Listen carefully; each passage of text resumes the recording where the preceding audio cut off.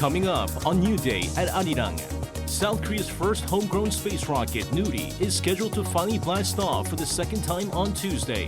This comes after multiple delays in the past week and engineers completing their D-1 day inspections at the Naro Space Center on Monday. South Korean swimmer Hwang Sun-woo captured the silver medal in the men's 200-meter freestyle at the World Championships on Monday. He becomes just the second swimmer from the country to reach the podium at the biannual event. South Korea's benchmark Kospi dipped more than 2% on Monday, falling below the 2,400 mark and closing at a fresh 19-month low. The sell-off comes as investors are gripped by fears of a global recession amid faster-than-expected monetary tightening in major economies. Hello and welcome to New Day at Arirang. It's Tuesday, June 21st, 8 a.m. here in Seoul, South Korea. I'm Woo Seung. And I'm Yoon Jae. Thanks for tuning in this morning, because over the next hour, we'll be giving you a look at some of the biggest headlines of the day and, of course, experts' insights on issues facing Korea and the rest of the world. Of course, our top story this morning, South Korea's first homegrown space rocket, Nuri, is scheduled to finally blast off for its second launch on Tuesday. Engineers finished D-1 inspections at the Naro Space Center. Our Han Sung was on site and files us this report. Vowing to open the doors to space for the country, the Korea Aerospace Research Institute has revealed that final preparations for Nuri's second launch, scheduled for Tuesday afternoon, are moving along smoothly. For now, we're preparing for the launch with 4 p.m. as our target. When exactly the launch will take place will be finalized and announced after Tuesday afternoon's Launch Management Committee meeting, where safety-related issues and other details will be reviewed. Nuri currently stands on the launch pad connected to all of its umbilical cables, with the weather forecast in the rocket's favor as well. The cables will link Nuri to its control room and provide the rocket with fuel and oxidizers moments before the launch. Monday's developments come after a technical glitch detected one day before Nuri's previous launch date suspended the $1.8 billion project mid last week. Luckily, engineers managed to replace a key part of the problematic oxidizer level sensor in the rocket's first stage without disassembling the rocket, allowing the country to launch Nuri within its alternative launch window, which ends this Thursday. Han Sung-woo, Arirang News, Hwang. With the launch of Nuri scheduled for Tuesday afternoon, all attention is now focused on ensuring a smooth liftoff. That's right, but what exactly are the next steps once Nuri leaves the launch pad? Our Song Yoo-jin guides us through the process. South Korea's first homegrown space rocket, Nuri, will take off on Tuesday for what will be its second launch. Attention is focused on whether South Korea will become the world's 7th country that can launch a satellite into orbit weighing more than a ton. But what happens once Nuri is launched? The 200-ton vehicle is made up of 3 stages. The first, at the very bottom, will separate from the vehicle around 2 minutes after launch when it reaches 59 kilometers. The fairing, a shield that protects the satellites on board, will be deployed at around 4 minutes at an altitude of 191 kilometers. The Stage 2 rocket will break away at around 4.5 minutes, 258 kilometers above the Earth's surface. If everything goes as planned, Nuri will reach its target altitude of 700 kilometers at 14 minutes and 57 seconds. Then the separation of the third stage will begin, starting with the 180-kilogram performance verification satellite. It's a new addition to the launch, as the first try last year only included a dummy. The satellite will also include 4 smaller cube satellites, which it will shoot out to orbit. This will be the first time in history for a satellite to shoot out another satellite. And finally, about 2 minutes later, the 1.3-ton dummy satellite will separate at the same altitude. It will take about half an hour to assess whether both satellites successfully parted from Nuri. Song Yoo-jin, Arirang News. Scientists and engineers at the Naro Space Center and space enthusiasts alike will nervously be watching today's launch, hoping that history won't repeat itself after some disappointment following Nuri's first launch in October. That's right, but as tension builds and Nuri finally blasts out, just how long will we have to wait till we find out if the mission has been successful? Or Kim Do-yeon gives us the rundown. 43 minutes. That's how long after launch it'll take before the test satellite inside rocket Nuri reaches out to the scientists on Earth. Not in South Korea, but this first communication will be with the country's research station in Antarctica called King Sejong Station. It'll roughly be 100 minutes after the launch when the test satellite sends signals to the city of Daejeon in South Korea, where the Korea Aerospace Research Institute headquarters is located. After 12 years of development, one test vehicle launch and one full launch with a dummy satellite, it will only take this much time to know whether the launch is a success. But what would qualify the launch as being a success? The 180-kilogram test satellite as well as a 1.3-ton dummy satellite successfully being put into the target orbit of 700 kilometers above Earth. Then, for the next 7 days, continuous connection between the test satellite and the team on the ground. Once that stage is over, the test satellite has another objective. Inside are 4 small-sized satellites developed by university students in South Korea, which will be released into orbit each 2 days apart. The 4 universities being Seoul University, Yonsei University, Joseon University, and Korea Advanced Institute of Science and Technology. These 4 will have their own roles to observe the Earth and its atmosphere. We're developing a 30-centimeter cube satellite to observe fine dust over the west coast of our peninsula. The biggest objective is to receive GPS signals in space to measure the atmosphere. University students, the nation's aerospace scientists, and private companies. No matter which South Korean organizations they belong to, they all have one thing in common: to make this launch historical. Kim Do-yeon, Arirang News. South Korean teen swimmer Hwang Sun-woo has claimed World Championship silver in the 200-meter freestyle in Budapest. The 19-year-old clawed his way to a podium position, setting a new personal best. Kim Yo-sun has more. South Korea's Hwang Sun-woo has won the silver medal in the men's 200-meter freestyle at the World Swimming Championships held in Budapest. Hwang finished the race in 1 minute 44.47 seconds, setting a new South Korean record and a new personal best.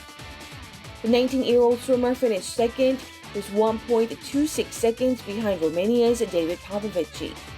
2020 Olympic champion Tom Dean of Britain won the bronze medal. With this, Hwang became only South Korea's second swimmer to pick up a medal at the biannual event, following Park Tae-hwan's 400-meter golds in 2007 and 2011 and 200-meter bronze in 2007. Hwang also became the 4th Asian swimmer to stand on the 200-meter freestyle podium at the championships. His next race at the event is the men's 100-meter freestyle preliminary, slated for Tuesday afternoon local time. Kim Yo-sun, Arirang News. South Korean stocks closed at their lowest since late 2020 amid a selling spree led by foreign investors. Due to aggressive monetary tightening by the United States and concerns over a global recession, the local currency touched an intraday low for the year. Our Jung helps us look beyond the figures. The South Korean stock market remained bearish on Monday, touching its lowest points so far this year. The country's benchmark Kospi fell below the 2,400 threshold during trading on Monday and closed at little above 2390. This is the first time since November 4th, 2020 that the index closed below the 2,400 mark. It led losses among the Asia-Pacific's major markets, losing more than 2% from the previous trading day. The tech-heavy Kosdaq also hit its lowest point in 2022.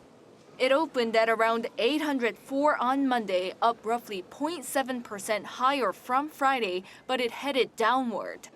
The index closed below 770, the lowest figure since July 2020. Shares of industry heavyweight Samsung Electronics closed at around $45, falling more than 25% compared to the early months of this year. One analyst says the drop is due to foreign investors who hold almost one-third of Seoul's stocks. Massive selling by foreign investors was the major reason behind the bearish market today. The stock market is likely to head down in the near future as companies' earnings slow and consumption decreases amid accelerating economic recession and high inflation. The South Korean currency has also been losing ground against the strengthening US dollar. On Monday, the won fell to an intraday low for this year to 1,293 won against the dollar, breaking the record set just last Wednesday. Finance Minister Chu Kyung-ho said on Monday that the government will take action to address any instability in the financial or foreign exchange market. 엄지영, Arirang News. Now, with most distancing measures lifted, data shows a big recovery in consumer spending, especially related to travel.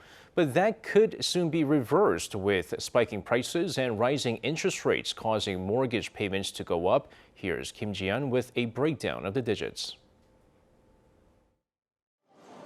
It's the middle of a weekday afternoon, but this train station in downtown Seoul is unusually crowded with people who had put off holiday plans earlier this year due to the coronavirus outbreak. The number of Korail users jumped 150% compared to early this year. It's so packed in Seoul Station that there's no room to even wiggle.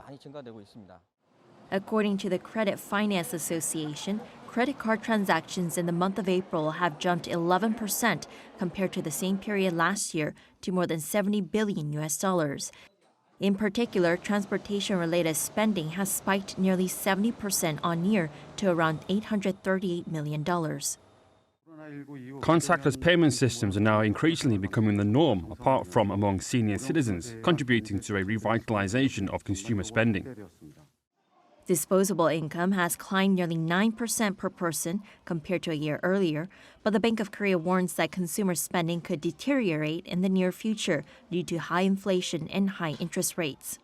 The BOK had warned the possibility of a big step rate hike of 0.5 percentage points later this year instead of its usual 1/4 of a percentage point increments. Big rate hikes following inflation could ultimately curtail spending and net income. The experts said the country's house mortgage loans could spike into the 8% range for the first time since the 2008 financial crisis from the current 7% range, making it more expensive for people to borrow money. Kim Ji-yeon, Arirang News. President Yoon Suk-yeol is calling for bipartisan cooperation on legislation related to people's livelihoods. On his way to work on Monday, the South Korean leader told reporters that he would have proposed reform bills to address the economy had the National Assembly been functioning normally, a reference to conflicts in parliament over who'll lead the committees in the second half of the year. As for concerns about a potential recession, Yoon said those issues are hard to address in a fundamental way because problems are coming from higher interest rates around the world.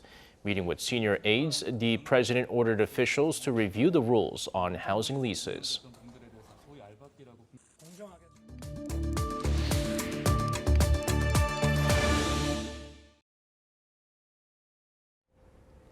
It's now time for On Point, where we speak to experts to delve deeper into some of the key issues in the spotlight right now. Health authorities here in the nation have decided to extend self-quarantine measures for COVID-19 patients for another 4 weeks, further delaying the country's plans to fully return to pre-pandemic normalcy. That's right, but what are some of the concerns that prevented authorities from lifting the mandate, and what should we still watch out for at this phase of the pandemic? For this, we turn to Dr. David Kwok, Assistant Professor at the International Clinic at Soonchunhyang University Hospital. Dr. Kwok, good to see you once again. Good morning. Thanks for having me. All right, so first off, what's your assessment as a doctor on the health authorities extending this self-quarantine mandate for another 4 weeks? Well, I think government is really trying its best to keep it in the most safest place, meaning To my knowledge, they've run different simulations where if they lifted the mandate for once and for all, they were very close to seeing a resurgence happening back up, possibly in June or possibly in July. But if they were to keep the self-quarantine for another month, that would come in about August. This is really based on the resurgences that we've also observed in many different countries around the world. In about 5th to 6th month or so after their high vaccination rate, they started to see resurgence from the previous pandemic happening, possibly due to waning of the immunity that was provided by the former vaccinations. Now implementing that theory into Korea, because many of the population within our country were vaccinated within about January to March of time, we were expected to see possible resurgence happening in June, sometime between June and September. But if we were to have lifted the mandate for self-quarantine, we were possibly seeing that much sooner than before. But if we were to keep it somewhere in between, the resurgence could also happen in somewhere in between. And I believe the government is taking the most conservative stance on this because it's much better to keep it in the safer stance rather than betting our health on something of a timely manner. Well, as for what we can see right now, daily infections seem to be going down, virus-related deaths are also down, and the number of critically ill patients are on a downward trend as well. So what exactly remains to be concerned about at this point? I believe what concerns our government or all other medical sector is that COVID-19 is still something relatively new that we're really facing. Even though through the different strains of it, we've noticed that mortality rate and severity rate has dropped significantly, it still doesn't mean it doesn't cause deaths any further. And there are also possibilities of new variants still happening, and having that a possibility, we cannot really let go of all our guards. So to keep this virus from spreading is really not the safest idea. More so, if it was to happen in a resurgence in a massive manner, it can cause a very unexpected and unforeseen deaths and severe forms of the disease. So that's definitely something we do not want. So, and also having kept the self-quarantine measure for quite a while, I think government is figuring that it is safe and more efficient to do so at this time. Dr. Kwok, in the meantime, let's go over to the United States because it seems like vaccinations for children 6 months and older have been recommended by the FDA. So what's your assessment on this? Is it really safe to vaccinate such young children? Well, I would certainly say that FDA has made their own decision based on a strong proof of safety and efficacy. I believe with our own experiences with vaccination, we observe that it is also quite safe and efficient to vaccinate ourselves, if not just in child age. I believe despite observing many cases of side effects such as myocarditis and other sorts, I think it's still relatively safe to inject even children with these vaccines, considering how much of a benefit it can provide us in prevention against COVID-19. When FDA has started to recommend vaccinations even in younger children that are above 6 months and above, I believe they have looked into data that have accumulated in the past of many of hundreds and thousands of cases. So I think it is okay to follow their recommendation and maybe even consider vaccinating or recommending vaccinations in that much of a younger generations in ourselves as well. And Doctor, many are now comparing the Omicron variant to a common flu or a light flu. The common cold or a light flu.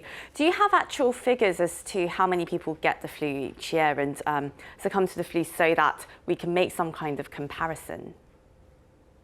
Right, so that's from influenza actually vary year to year. And back in about 3 years ago, I believe we have tripled the numbers of deaths from influenza compared to many other years. And I believe that ranked at about 750 deaths that year or so. But government is currently referencing 0.05% to 0.1% mortality rate per influenza to be referenced as something we should base on to make our own decision against COVID-19. They're saying that if it was not to exceed double that amount, meaning 0.02% or 0.1% of death rate caused by COVID-19, we could possibly go back to lifting up the mandates for self-quarantine. Now, they have laid out some examples for that, actually.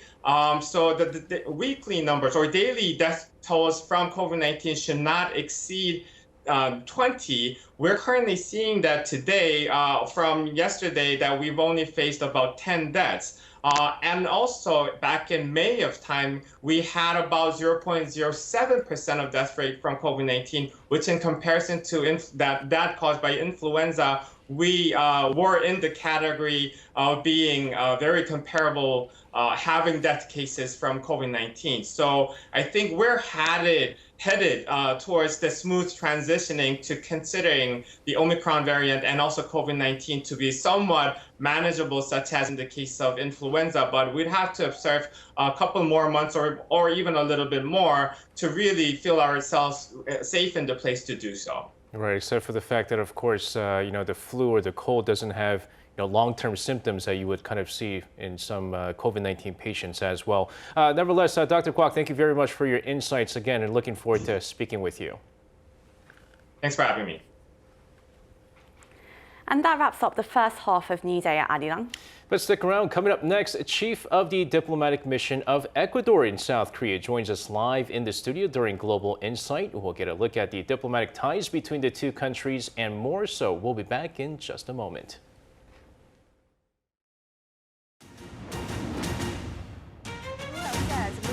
South Korea's experience in tackling COVID-19 and introduced a Korean New Day. A Korean survivor of Japan's wartime slavery met with extraordinary climate crisis and pledged to work with the EU to tackle the challenge. The objective of its North Korea policy is protesters gathering across the country to peacefully demand an end to hate and violence.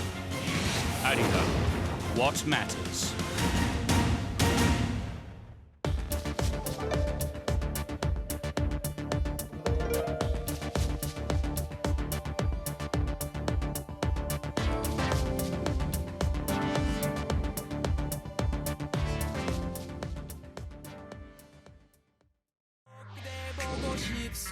넌 볼 수 없고 가질 수 없어 뚝뚝 눈물 쏟아내도 뜨거운 자태 한번 비추지 않고 내게만 가치란 그녀는 유명한 서울의 별 다 어딨나 In your eye 걔와 함께면 넌 디스토피아 내 발걸음 따라오면 유토피아 나의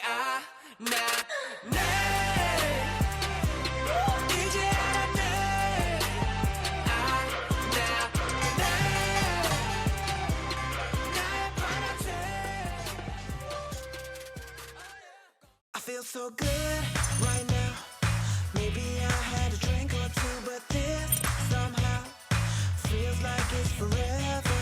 All my friends are here having fun and feeling good. But right now, maybe this is forever.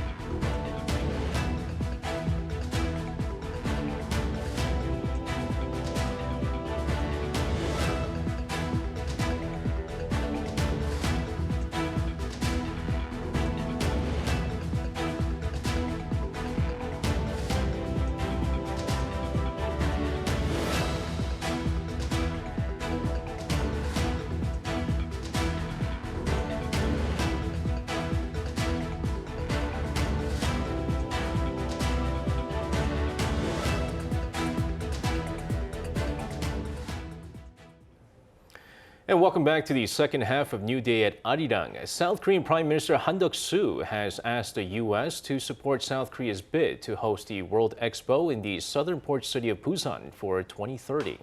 The PM is currently in France to attend the General Assembly of the Bureau International des Expositions, the agency in charge of overseeing World Expos. And on Monday, during talks with Robert Clark, co-chair of the Minnesota USA Expo 2027, Han highlighted Busan's transition from an underdeveloped city into South Korea's digital and trade hub. Also present was SK Group Chairman Choi Tae-won and Busan Mayor Park Hyung-jun, who are co-chairs of the government's bid committee. Han is also set to deliver an official presentation on Tuesday. The remains of a Korean War veteran from Canada returned to South Korea on Monday, a day before being laid to rest at the UN Memorial Cemetery in Busan. The Ministry of Veterans Affairs held a short ceremony at Incheon International Airport for John Robert Cormier, who fought in the Korean War for about a year from April 1952, when he was 19. Before passing last November, his family was told he wished to be buried in South Korea.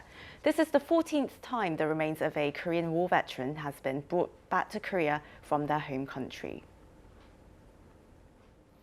Now, Israel's coalition government has announced that it will dissolve parliament, triggering a general election for later in the year.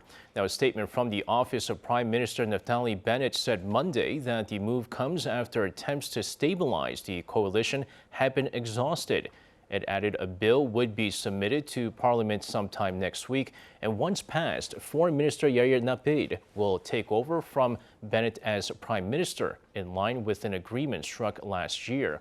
The Bennett-Lapid government has been in power for just over a year after forming a coalition of 8 parties stretching across the political spectrum. June 20th is World Refugee Day, dedicated to recognizing the struggles of refugees and to thank the host countries. By last month, some 100 million people were forcibly displaced around the world. Those figures were accelerated by the Ukraine crisis. Our Choi Min-jung has the full story. June 20th marks World Refugee Day. It's a day dedicated to honoring refugees around the globe who have fled their homes in search of safety. And for many, it will be the actual day they are forced to move across borders simply to survive. I'm a single parent. I have 3 children. There are no benefits there. The only way to survive is to rely on humanitarian aid. We decided to leave. It is very difficult. No electricity, no water, no gas, nothing. How are we to live? Shelling, it has become very scary. 10 weeks after Russia's invasion of Ukraine, the world reached a grim milestone. UN Secretary General Antonio Guterres said the global refugee population is at a record high, with the total number of people forcibly displaced hitting 100 million in May. He noted that the war in Ukraine has resulted in the largest and fastest displacement in Europe since World War II. This year's theme of Right to Seek Safety highlights that everyone, no matter who they are or where they come from, has the right to cross borders safely. Against this backdrop, the UN chief urged countries to keep their doors and hearts open to refugees. My appeal to developed countries is you need to meaningfully increase the number of resettlement opportunities in your country, because it is so different to allow them to fully integrate in your societies or to keep them barely surviving in some of the most dramatically dangerous places in the world.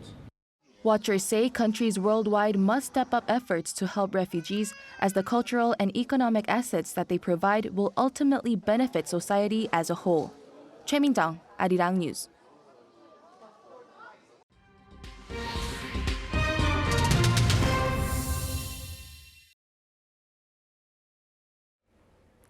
It's now time for Global Insight, where we speak to experts from around the world on issues making headlines.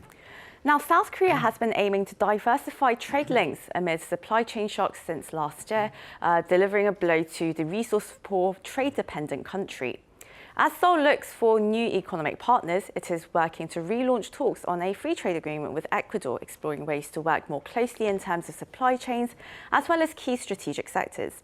Talks have been stalled since 2016, but discussions are set to restart soon upon the 60th anniversary of bilateral relations being marked this year.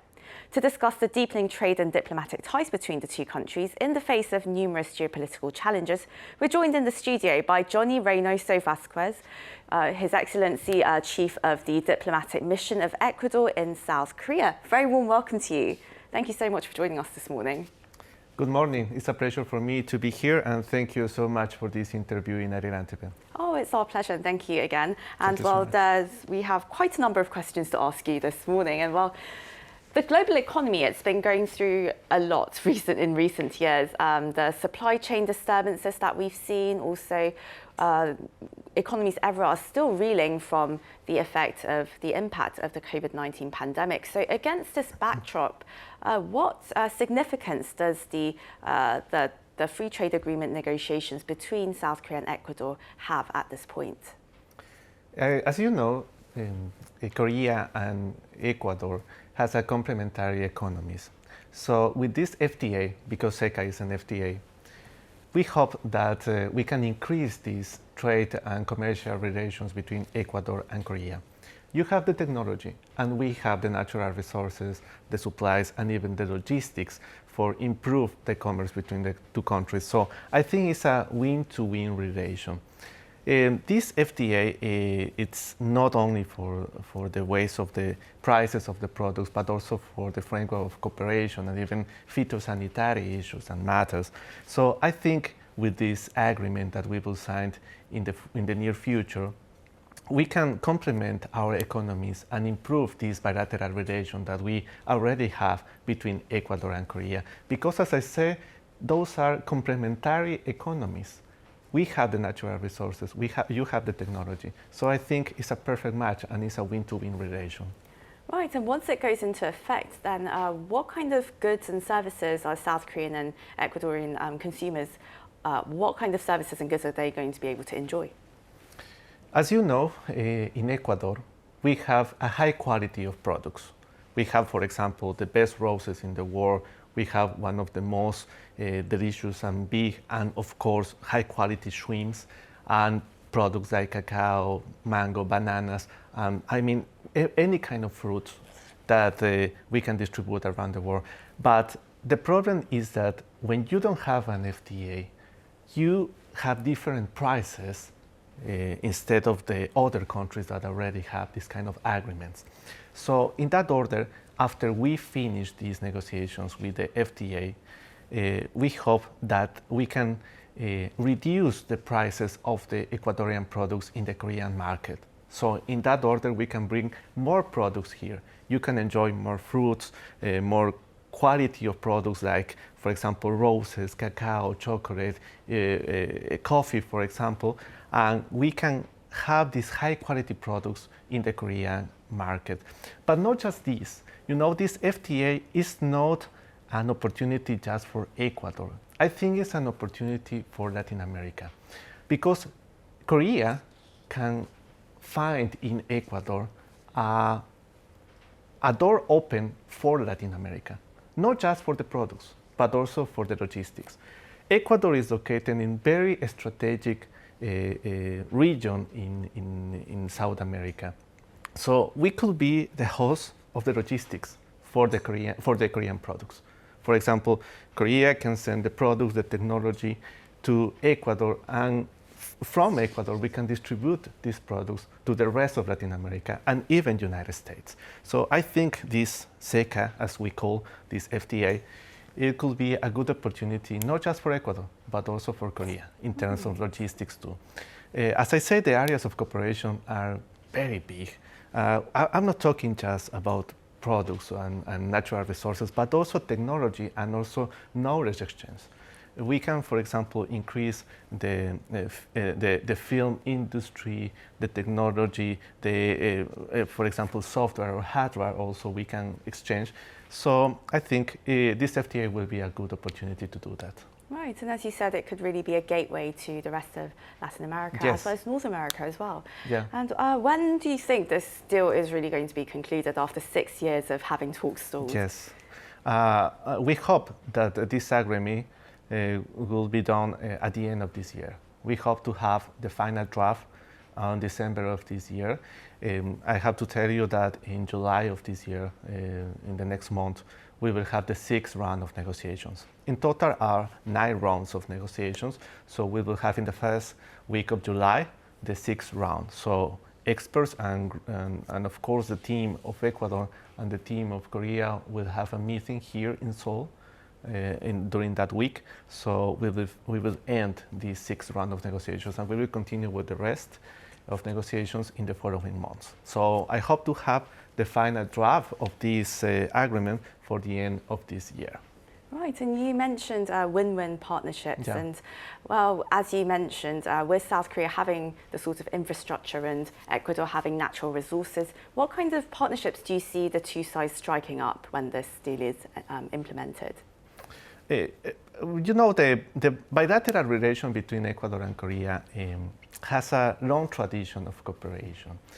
I think that this FTA is just one of the proofs of the strong relation that we have between Ecuador and Korea now.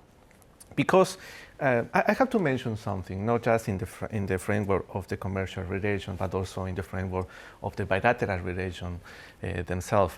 You know, during the Korean War, Ecuador helped this country with food and medicine, and also in the international arena. And from that time, we start that we used to call, and also we call now, the long tradition of cooperation between Ecuador and Korea.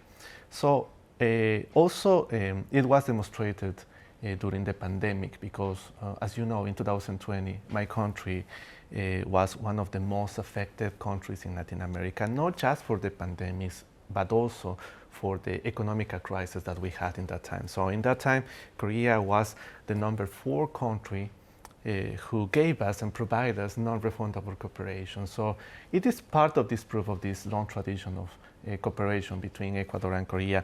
And this FTA is part of this strong relation that we have now with this country.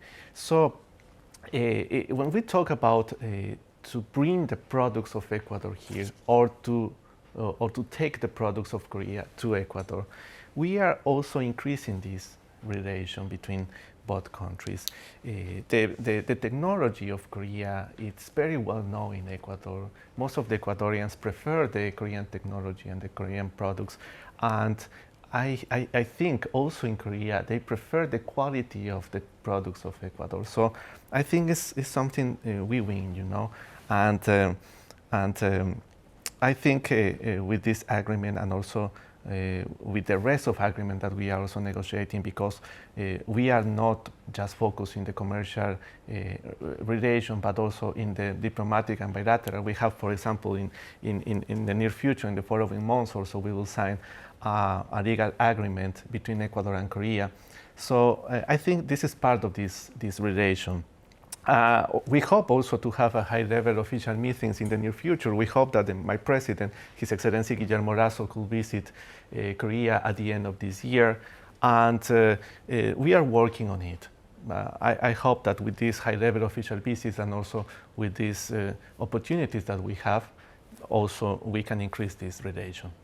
Right, and definitely there have been the diplomatic relations between the two countries have been very significant over the years. And actually, it's quite a little known fact that Ecuador was the first market for Hyundai's Pony car back in the days. And well, are there any other little known facts about Ecuador? As you mentioned, and thank you for mentioning this fact, many years ago, the first product of Hyundai Motors to be exported and overseas, it was a pony car, and this pony car was in Ecuador.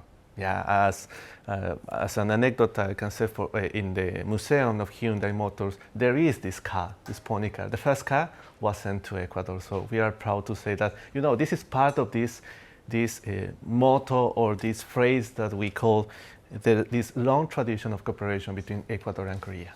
Right, and well, there is a very distinctive relationship between South Korea and Ecuador, and you seem to be, well, I think you seem to really appreciate this unique bond more than anybody, having chosen to spend many years here in South Korea. And well, what were some of your proudest moments here as acting ambassador and a diplomat here in Seoul?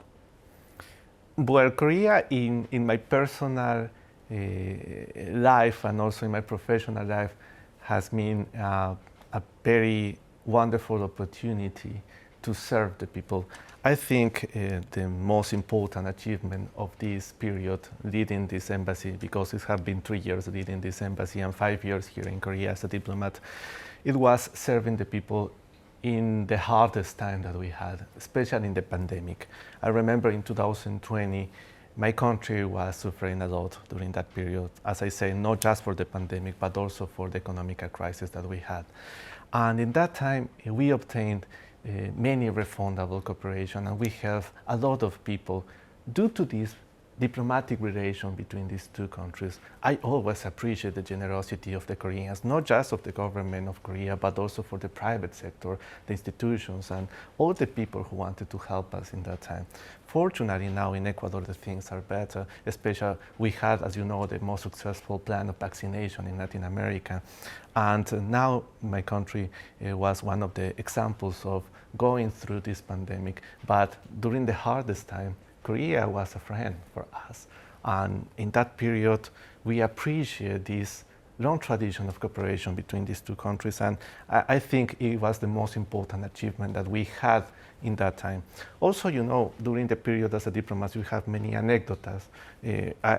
For example, in my personal case, I had the opportunity to work and meet His Excellency Yoon when he was General Prosecutor of Korea, and who will say that several years later, he is now the President of Korea. So also, as you know, we had a special delegate from Ecuador who came here for the inauguration of His Excellency President Yoon, and it was a good opportunity to recognize this kind of achievements that we have during these years and also during this period in the bilateral relations between Ecuador and Korea.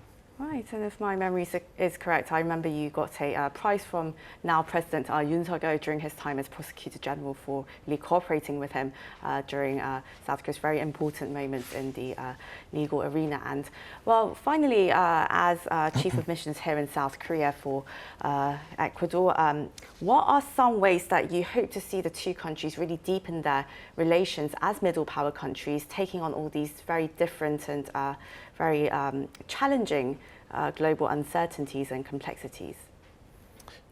Ecuador and Korea are far in the ways of territory, but we have many things that we have in common. You know, the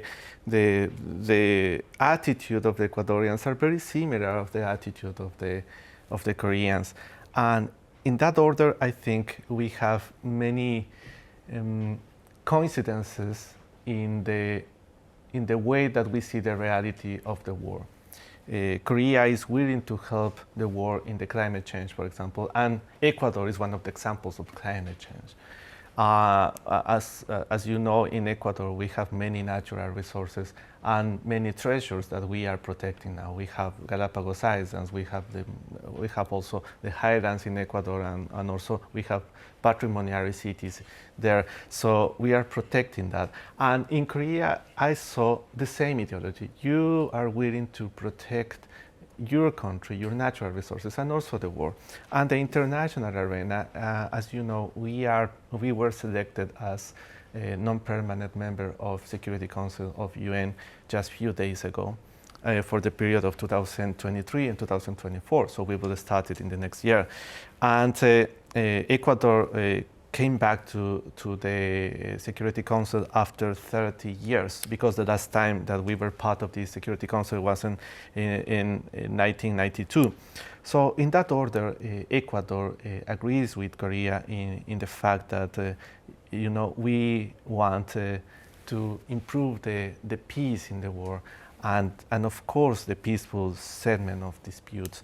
And also I have to say that in the framework of United Nations and also in the framework of the Security Council, we are willing to help the nation, and of course we are willing to improve the peace in the world and the respect of the human rights in any ways.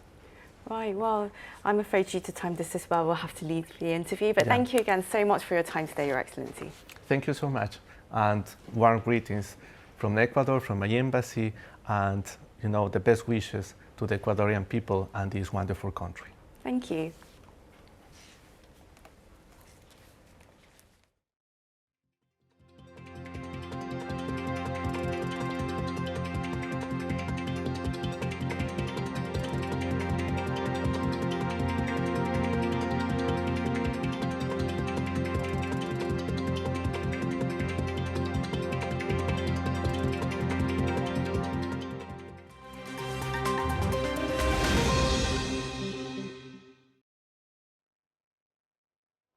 Let's take a look at what's going on in the world now. With airline passengers departing from Hungary expecting higher ticket prices, Budapest is investigating Ryanair for passing the costs of a windfall tax on to customers. This comes as ticket prices have risen by some $10 to $26 as airlines face an annual windfall tax of $78.9 million imposed by Budapest over extra profits earned during the pandemic. Low-cost carriers have criticized the levy, calling it, quote, unjustified and saying that it damages tourism. The government says the windfall tax may go on for as long as 2 years. 70 to 80,000 Belgian workers took to the streets of Brussels on Monday, calling on the government to handle skyrocketing living costs. The protests saw transport systems come close to a standstill as demonstrators held strikes at Brussels airport, forcing the cancellation of all departing flights while also halting bus services nationwide. The protests follow an inflation spike of 9% in June for the country as Russia's invasion of Ukraine impacted supplies. Meanwhile, the Belgian Prime Minister said Belgian workers are faring better than their EU counterparts due to their wages being indexed to inflation. 2 people were killed in a helicopter crash in northern England on Monday. The crash in North Yorkshire is already being investigated by the Air Accidents Investigation Branch, with officials trying to determine whether the crash was caused by either a mechanical malfunction or pilot error. Reports have said that the helicopter came down in a field near the village of Burton in Lonsdale shortly after takeoff. According to authorities, no one else was on board the flight. 11 people were rescued during a 6-hour operation after a technical glitch caused a cable car to stop in mid-air in India's Solan district. According to rescue officials on Monday, the tourists from Delhi were stranded between 600 to 1,500 meters in the air at the Parwanu Timber Trail. Rescuers were able to bring the tourists to safety after attaching another trolley to reach the stuck cable car. The state government has ordered a probe into the incident. This comes after a similar incident in April, where a cable car collision killed 2 and left almost 50 people trapped in mid-air in India's eastern Jharkhand state.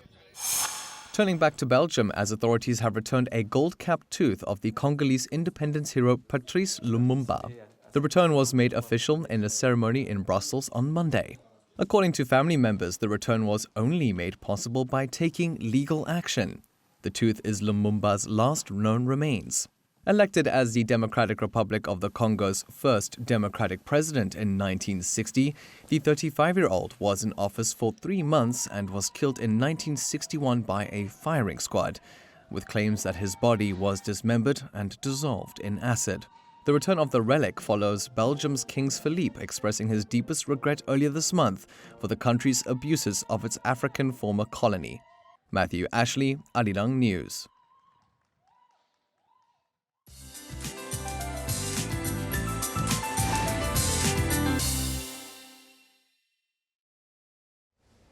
Good morning. Well, it was pretty hot yesterday. The weather agency says we saw a high of 29 on Monday, but it felt much hotter with patches of sunshine and high humidity. It's summer solstice today and will be hotter in Seoul. And Daegu will have another blistering day with a heat wave warning being in place.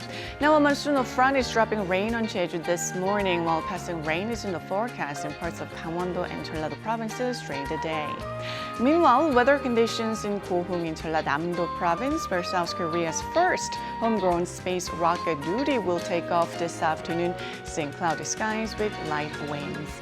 Now, morning lows are hovering in the low 20s, which are similar to the same time yesterday.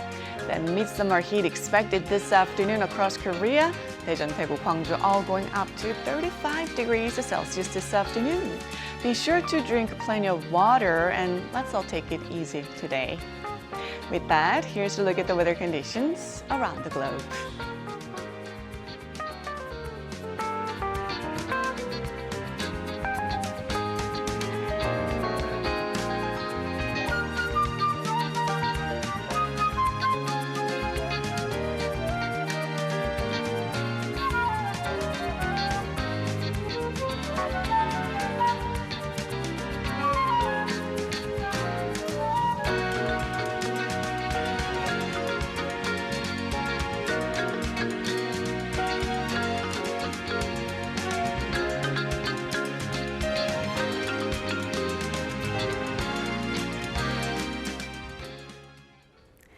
That wraps up our newscast at this hour, but we'll be back tomorrow for our Wednesday's edition of New Day at Arirang.